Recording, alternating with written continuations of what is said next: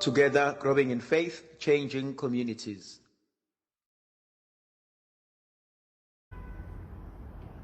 Together, growing in faith, changing communities. My dear brothers and sisters, once again, we gather to celebrate our lives.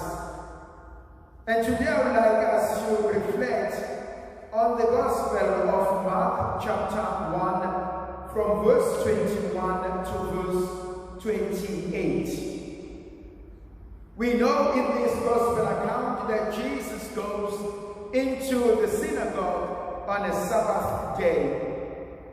We also know that he taught, and those who listened to him were quite astonished by his own teaching, for he taught with authority. But today, what I would like us to focus on is a man with unclean spirit that we find in the synagogue. I am intrigued by this character.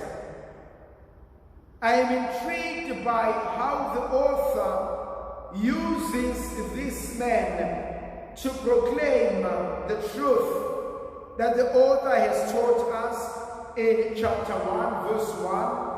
And secondly, God has shown us at the baptism of Jesus. And thirdly, it is a man with unclean spirit who reveals the identity of Jesus.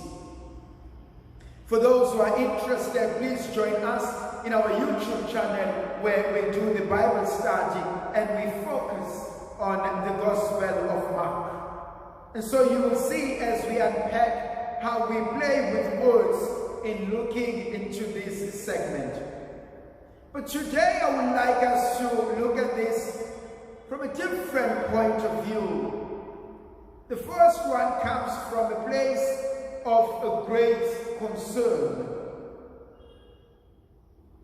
Is it possible that a person who goes to church, who goes into a synagogue, who goes into a temple, who has a relationship with God, is it possible that that person can be under a spiritual attack?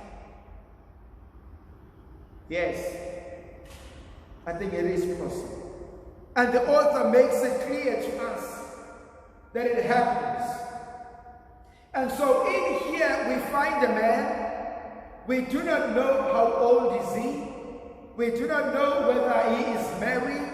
We do not know his social status. But we know that he is troubled by the unclean spirit. At the moment, we do not know what this unclean spirit makes him to do. We do not know how many they are. But we know that they have found a home in him. And this frustrates and frightens me a little bit. Because it means as we walk around, as we interchange and interact with people, you really do not know who you're dealing with. You really have no idea what has been going on in this life of a person. I recently made a statement, an utterance, when I said we need to be extremely careful as to who do we allow to have access into our own spiritual life, into our own spiritual space. And I argued further and I said you also need to be extremely careful as to who enters into your physical home, into your house. And my argument on this lies in the scriptures. When Jesus exorcises a man and the evil spirit leaves, and Jesus says, unless something is done unto this person, the evil spirit will come back. And if they come back, there will not be one, but there will be seven. And so my argument is, as you interact and as you enter into relationships with people, do you really know who you are dealing with? As you entertain people, do you really know what's going on in their spiritual lives? My dear brothers and sisters, I think we are matured enough to move beyond the physical aspect of our existence and to enter into the spiritual realm of our own existence. Listen to the words that the evil spirit says to Jesus. He says to Jesus, as he cried out, "What have you to do with us?" The other translation says, "What the hell are you doing here? Why are you exposing us? Why do you want everybody to know who we are?" Are we going to go and look at this as someone who's schizophrenic? Someone who has two personalities? Are we going to look at this as someone who struggles within himself or herself? But the evil spirit who torments this person is also afraid of Jesus. And he says to Jesus, "We know who you are. Why have you come here? Why are you exposing us? Why do you want us to leave this body? Have you come to destroy us?" And so we come to realize that the evil spirit is terrified and afraid of Jesus. And this for me gives me a sense of comfort that whatever we are going through, so long as we can invite God into our lives, He is the only one who is capable of liberating us, of delivering us from that which seems to destroy us. But something else also happens in that story. Jesus rebukes the spirit. He commands the spirit to be silent, and he commands the spirit to get out. This is important. How is it important for me? I don't know what battles you are fighting in your life, but somehow there's always this whispering voice of God. Sometimes this is what I want to do. This is what I want to engage into. This is what I would like to try. But there's always a whispering voice of God.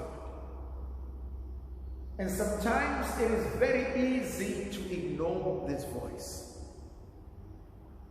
And sometimes I want to go out there and show them who I am. But there's always this voice of God that tempts us. And I like how Jesus does this. He rebukes it. And now let's turn this back to our own lives. Could there be something that I do? Could there be a habit in my life that I know that it is unhealthy? That I know that it harms other people? I know it brings discomfort and disunity in the family. And Jesus is rebuking that. He's like saying, stop it now. Snap out of it. Is there something that I am doing that I know it is ungodly? That I know it is unbecoming of me? Inside of me, I could be destroying my own self. And Jesus says to us, this is not worth it. Get out of it. Stop it. Snap out of it. Do something productive rather than to destroy your own life. The other thing that I also find it interesting, he commands it not only to be silent, but to get out. And as the spirit was going out, it threw a man into convulsion, and so it fought with a man. My dear brothers and sisters, There is a section in the gospel where Jesus meets someone who's not well, and he asks a question: do you want to be well? Do you want to be healed? And it sounds like a weird question to ask. But I argue from that point of view, not everybody wants to be healed. Not everybody wants to be well. There are some people who enjoy telling the story of their grief. There are some people who enjoy telling the story of their pain. There are some people who will narrate to you an incident that happens to them while they were 5 years old and now they are over 40. And they will narrate the story as if it happened yesterday. And no matter how much you offer them the help and the support, they refuse to come out of that painful scenario. And you ask them, why do you continue to stay in the pain? And they say, that's the only thing that I have that takes me back to that past or to that person. And so I argue and I say, some people don't want to be healed because they enjoy the attention.